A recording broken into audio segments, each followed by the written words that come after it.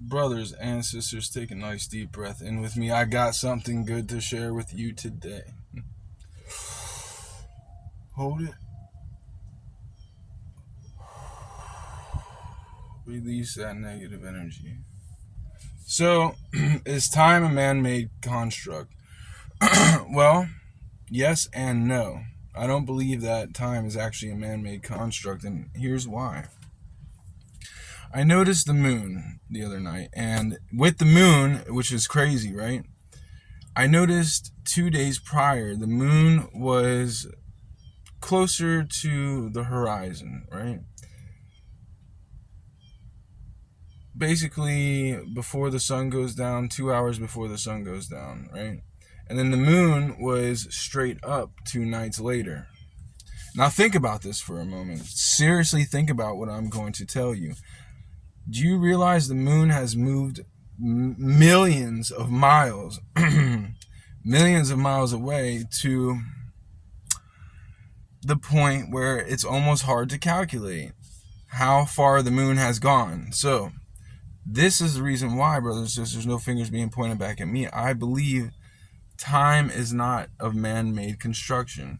So if we're not, so most people are not going to calculate how far, if it's even possible, how far the moon has moved, or how far the Earth has moved, because the Earth is the center of our universe, because perception is all here. Meaning the Earth is actually, a matter of fact, the center of the universe. Everything revolves around Earth because this is where our perception is. Now, this is where it gets interesting. So if you cannot, and now you know the moon moves so much. There's oftentimes I don't even see the moon, right?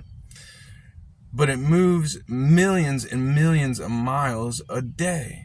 Think about this. So what would we use to calculate how far the moon would have, how far the moon has moved? And that is where time comes in. Time is also, how do I say this,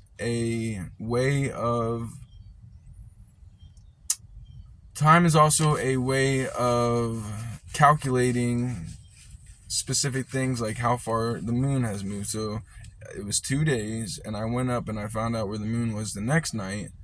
So we use time to see, well, how far did it the moon move, instead of using mileage. My point being is time is of the essence. But with all that said, brothers and sisters, you have to understand that this planet that we live on, time moves differently on this planet as it would move differently on another planet.